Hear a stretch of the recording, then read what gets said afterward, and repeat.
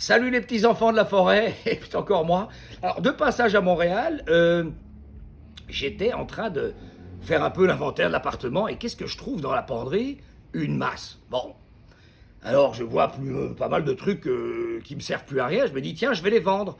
Je mets une petite annonce, 2 jours plus tard, il y a un Mexicain, José, il me téléphone, il dit eh, est-ce que vous avez toujours la masse? Et oui, absolument, venez la chercher, il la met à 15 dollars, c'est pas très cher. Donc voilà notre José qui débarque et qui vient m'acheter la masse. Alors pas trop de discussion, parce que je lui dis écoute, une masse, ça sert à péter. Il me dit oui, je dois casser un mur à la maison, je n'ai pas très bien compris son histoire. Et là où c'est surprenant, c'est qu'en discutant avec lui un instant, je lui fais un petit café, et le gars m'explique que son père était, entre l'âge de 12, 13, 14 ans jusqu'à 18, 20 ans, le meilleur ami de Donald Trump. Oui, Donald, le gros con, Donald Trump, le président des États-Unis. Et je lui dis, mais enfin, c'est incroyable, ton père était le meilleur ami de Donald Trump. Mais parle-moi de ça, explique-moi un peu. Enfin, c'est extraordinaire. Et là, voilà-t-il pas que José me confie un paquet d'histoires, mais jamais je n'aurais pu soupçonner ce genre de truc. Alors, je partage avec vous avec plaisir.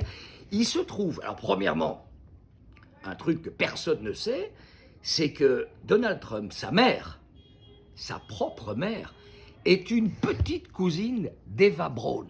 Oui, Eva Braun, la femme d'Hitler. Oui, j'étais sur le cul. Je suis retrouvé là, j'ai dit, mais c'est pas vrai, on parle pas de la même Eva. Eh bien, absolument.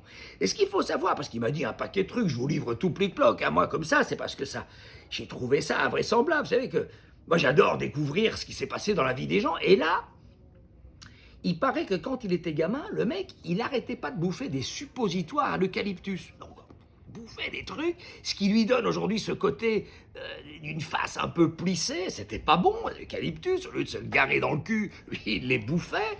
Et donc, j'ai dit, mais enfin, pourquoi est-ce qu'il faisait un truc pareil? Et paraît qu'il bouffait des suppositoires à l'eucalyptus. Il était dérangé déjà très tôt. Hein. Il faut savoir que je crois qu'à l'âge de 12 ans, sa mère lui avait offert un 33 tours, donc les 33 tours vinyles, d'Amande à lire.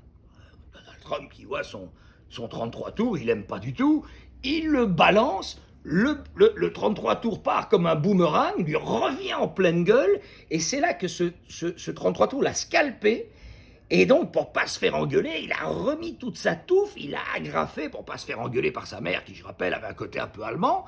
Et bon, c'est ça qu'aujourd'hui, on peut encore voir quand il y a un coup de vent, on peut voir la moitié de sa gueule qui s'en va sur le capot de la voiture, puis qui revient. Et c'est assez surprenant. Bref.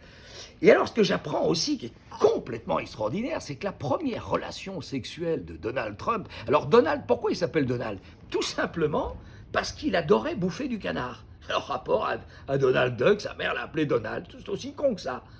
Je trouve ça incroyable. Bref, alors ce qui m'a surpris terriblement, c'est que son père donc a raconté à Rosé, la première relation sexuelle de Donald, c'était avec un faisan.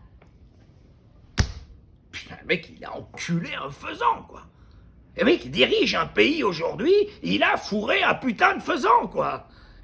Je sais pas si comme moi ça vous laisse pantois, moi ça me surprend. En même temps je trouve ça amusant, mais enfin c'est quand même incroyable. Et de fil en aiguille, bon, une vie difficile, hein, perturbée, logopède, orthophonie, problème de pied qui ne se mettait pas droit, enfin bref, beaucoup de soucis.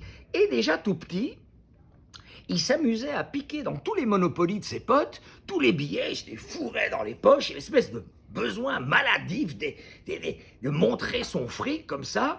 Et en grandissant, c'est incroyable, sa mère le faisait dormir sur un matelas de jambon, donc de fines tranches de jambon. Mais qu'est-ce qui se passe? Pourquoi est-ce qu'elle faisait ça? Tout simplement, dans les années 60, 65, 68, il paraît que c'était à la mode, ça faisait remonter un peu d'eau dans le corps, donc du coup ce côté très rose hein, de Donald Trump, qui d'ailleurs, sa mère élevait des cochons, enfin pas vraiment des cochons, des porcelets. C'était un peu sa famille quelque part, donc voilà, donc il a évolué avec tout ça. Alors imaginez un peu le mec quand même, il déglingue pas un dindon mais un faisan, il se balance un CD dans la gueule qui lui revient, qui le scalpe, il bouffe des suppositoires d'eucalyptus. Bon, on peut comprendre que le mec soit pas normal. Et je dis mais pourquoi personne lui apprenait? Vous étiez quand même, enfin ton père c'était son ami Rosé. Pourquoi est-ce qu'il lui a pas dit? Et Bon, ben, il faut dire quand même, enfance difficile, hein, cousine d'Eva Braun, tout ce que je vous ai raconté. Mais le plus terrifiant de l'histoire, et ce qui m'a fait comprendre une chose, pourquoi est-ce que Donald, aujourd'hui, fait construire un mur de milliers de kilomètres pour séparer le Mexique des États-Unis? Eh bien, j'en ai eu la réponse affligeante, les enfants, affligeante. Figurez-vous qu'un soir, enfin après l'école, vers 18 h, Donald rentre avec ses deux amis mexicains, deux beaux grands castards mexicains, et en allant chercher un truc dans le cellier, bon, il faut savoir qu'il se plantait régulièrement un morceau de sauciflard avant d'aller se coucher. Ça, je ne veux pas rentrer dans le détail parce que ça me dégoûte, mais c'est la réalité. Et quand il est revenu dans le salon, il a vu ses deux copains mexicains en train de déglinguer sa propre mère. Alors Donald est resté stupéfait. Mais enfin, les gars, pourquoi? Il comprenait pas, évidemment. Moi, j'aurais pas du tout aimé ça, hein, rentrer dans mon salon et voir deux Mexicains déglinguer ma propre mère. Je n'aurais pas du tout aimé ça, donc je peux comprendre la colère cachée ce monsieur. Mais bon, voilà, c'est comme ça que ça s'est passé. Et évidemment, ça justifie ce mur que on ne comprenait aucun. Pourquoi tu construis un mur comme ça? Et bien voilà son problème du Mexicain, il vient de là. Tout simplement, il ne faut pas chercher plus loin. Comme quoi, des fois, c'est plus simple qu'on pense. Hein. Bon, ben, enfin, ça n'excuse rien, Donald, hein, mais... Oh, putain, quelle lourdeur quand même, hein. Je ne te souhaite rien, Donald. Bonsoir.